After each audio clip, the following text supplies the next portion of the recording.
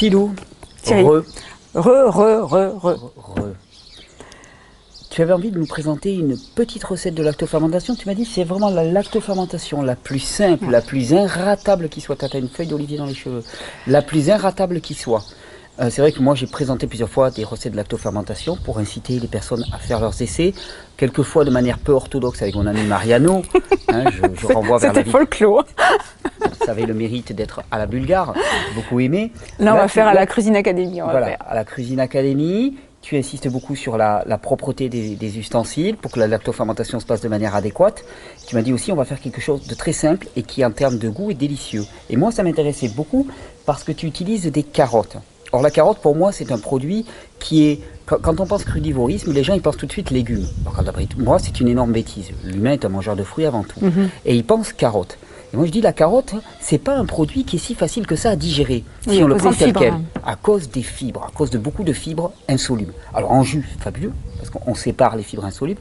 Et en lactofermentation, eh bien là aussi, des bactéries, le travail qu'il va avoir de prédigestion bactérienne va permettre la décomposition de ces fibres, de cette cellulose, qui va rendre la carotte beaucoup plus intéressante sur le plan digestif. C'est pour ça que les carottes t'intéressaient. Donc quand tu m'as parlé de ces carottes Baldi, ouais, Beldi, parce que les citrons Beldi, j'aime bien aller au Maroc, j'aime bien aller à Marrakech, et à Marrakech, il y a toujours du citron Beldi, c'est leur citron confit. Ouais. Et donc, comme je mets du citron dans cette préparation, des bouts de citron avec l'écorce, j'ai eu envie de les appeler les citrons Beldi. Oui, c'est un peu comme du citron, c'est le citron confit marocain, voilà, mais là avec des carottes. C'est ça. Et puis tu nous as rajouté un peu de coriandre, un peu des graines de coriandre, des graines de cumin, un petit peu d'ail, et puis sur celui-là, on va même rajouter 2 petites tranches de gingembre. Excellent. Tu m'expliques comment on fait ça? Alors écoute, on va faire, donc là je l'ai présenté en lamelles. On pourrait les mettre en carottes râpées aussi. Alors, je l'aime moins en carottes râpées. C'est râpé trop fin. Par contre, la fermentation est plus rapide. Ah, peut-être. Ça va vite quand même. Hein. Moi, je l'aime bien tailler en baguette. Alors, j'essaye d'avoir des morceaux comme ça, réguliers. Tiens, on va mettre comme ça. Et là, je prends comme ça. Et hop, je tiens tout entre mes mains. Et puis, hop, attends, je les laisse comme ça. Et puis, je vais faire des petites baguettes comme ça. D'accord. Voilà, alors on va faire des baguettes, de quoi remplir, tu vois, ce bocal. D'accord. Et alors, on va expliquer le principe rapidement de la lactofermentation. C'est excuse-moi, il parle. Oui. Lactofermentation, c'est fermentation à l'abri de l'air. Donc le principe, en anaérobie, voilà. C'est-à-dire que les produits vont se retrouver en absence d'air, donc sous l'eau. Donc ça va être tout le principe et tout le challenge des lactofermentations, c'est d'arriver à faire que les produits restent sous l'eau. Et pour ça, on utilise un poids qui va venir appuyer sur les produits pour les empêcher de se relever. Alors là, par exemple, nous, on a utilisé ce qu'on appelle des anti-montelets. Ouais. C'est un petit couvercle qui se trouve facilement sur le net. Facilement ou pas si facilement que ça. Oui, tu m'as dit qu'il y avait un petit scandale à ce niveau-là. Oui, parce qu'ils ont augmenté le prix de façon... Enfin, c'est un peu n'importe quoi. Ouais, je sais pas, ceux qui en vendent sur Internet. Donc moi, je dis dans mes stagiaires, je leur explique, vous achetez les petits bocaux, le parfait, les toutes petites terrines à pâté, et le couvercle fait exactement le même poids et la même circonférence que l'anti-montelet. Tu t'en achètes 6 et ça te coûte moins cher que d'aller acheter les anti-montelets. Et puis tu mets le couvercle. D'acheter un anti-montelet. Voilà. Mais c'est vrai que c'est très pratique parce qu'en fait, il fait quasiment le diamètre de ses pots et donc il va venir appuyer sur les produits pour les empêcher de remonter à la surface. Et c'est ça qui nous garantit le caractère lacto-fermenté. C'est tout le challenge en fait. Voilà, oui, parce que quand on coupe, alors ça, sur certains, je mets pas tout le temps de poids dessus, selon ce que l'on met dedans. Des fois avec une feuille de chou où j'arrive à englober le dessus puis à presser du moment que l'eau, enfin la saumure que l'on va mettre dedans, dépasse, est au-dessus des légumes. Il n'y a pas de souci. Donc si je voulais préciser quand même, au niveau de l'hygiène, pour les bocaux, j'ai bien nettoyé le bocal, c'est pas nécessaire de le stériliser, de verser spécialement de l'eau bouillante, voilà, comme tu disais, il faut arrêter d'être obsédé par les microbes. Mais en fait, il faut quand même une bonne hygiène parce que s'il y a, je sais pas si ça avait servi à autre chose, tu vas forcément orienter la fermentation. Tu vas orienter ta fermentation. Mais en même temps, on parle de lactofermentation. Donc, stériliser un pot pour y faire de la lactofermentation, ça me paraît complètement incongru. Enfin, je veux dire, pour moi, ça n'a ni queue ni tête. Je veux dire, on invite les bactéries. Parce que si tu stérilises tes carottes et que tu stérilises tes pots, je vais te dire que ta lactofermentation, elle n'aura pas lieu. Parce que quand on parle de lactofermentation, on parle de développement des bactéries qui sont endogènes, c'est-à-dire des bactéries qui sont sur la carotte. Et si de la même manière, tu essaies de faire les lactofermentations avec une carotte qui a été passée à l'eau de javel. Ah ben ça c'est Eh ben, clair. ma tâche. Allez, si elle est morte, ça va voilà. pourrir. Ça va Oui, pourrir. parce que où sont les bactéries? Elles sont à la surface de la carotte. Donc Alors ça, il là, ne faut pas l'oublier. je vais couper des petits morceaux de citron, comme ça, je laisse la peau. Hop. Alors pour que ça fasse joli, on essaye de mettre les petites choses, d'alterner. D'alterner, Vas-y, d'accord. mets tes restes de carottes. Et puis, donc, on va préparer une saumure. Alors, les saumures, c'est tout le temps la même préparation. Moi, je fais des bouteilles d'1 litre à l'avance. C'est toujours 1 litre d'eau pour 30 grammes de sel. Ça te D'accord. rappelle quelque chose? Bien sûr, c'est la concentration de la mer. Voilà. Alors, c'est vrai que j'aime bien faire les carottes, mes carottes Beldi, j'aime bien les faire à l'eau de mer parce qu'après, le jus est tellement doux que lorsque je vais utiliser mes carottes pour faire une préparation, pour faire une petite salade, alors j'adore mélanger ces carottes avec des petits bouts de courgettes. Je mets un petit filet d'huile d'olive dessus et tu manges ça avec quelques olives dedans. Ça fait une salade absolument délicieuse. Et j'aime bien donc boire le jus. Oui. Comme lactofermentation. Et oui, et qui est un véritable pansement pour les intestins, parce que c'est un concentré de vie microbienne, d'activité biologique, qui est absolument fabuleux. Donc je recommande effectivement. D'ailleurs moi des fois même je fais de lactofermentation dans lequel je mets plus de jus, plus d'eau que de liquide. J'avais fait cette préparation que j'appelais le kvass par exemple, hein, dans lequel il y avait peu de produits pour beaucoup de jus finalement.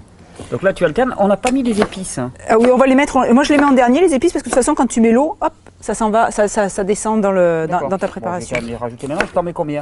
Un bon peu. Ikalbutas ou kekalu? Voilà, comme ça, c'est bon. Hop. Ok. Alors ça, Camon. un petit peu de... Carrément. Et puis on va mettre les derniers morceaux de carottes.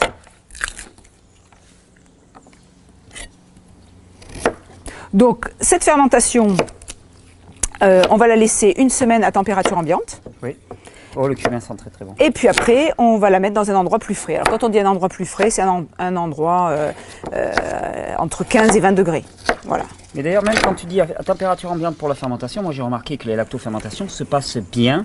On parle de fermentation lactique et de fermentation bactérienne, non pas de levure. Donc il faut à tout prix la faire à moins de 25 degrés. Toujours pareil, je fais mon boulanger de base, mais au-dessus de 25 degrés, tu risques d'avoir des développements de levure qui vont se présenter à la surface. Ça c'est Oui. trop petit ça. Ah oui, c'est pas, pas le bon truc. Ah oui, c'est pas vrai. Tu vas avoir à la surface des espèces de levures blanches qui vont se développer. Alors c'est pas grave, hein. C'est pas grave. C'est du pas tout, grave, c'est mais pas agréable. voilà, c'est pas ragoûtant. agréable, c'est ça. C'est pas ragoûtant. Tu peux récupérer ce qu'il y a en dessous, c'est pas grave. Mais Allez. donc si tu veux privilégier le développement des bactéries, eh bien, tu as intérêt à le faire en dessous de 25 degrés. Donc là, on met l'antimontelé, pas Voilà, encore. on va presse. mettre. Voilà, on presse, on met l'antimontelé et puis on va remplir Avec l'eau de mer. avec de l'eau de mer.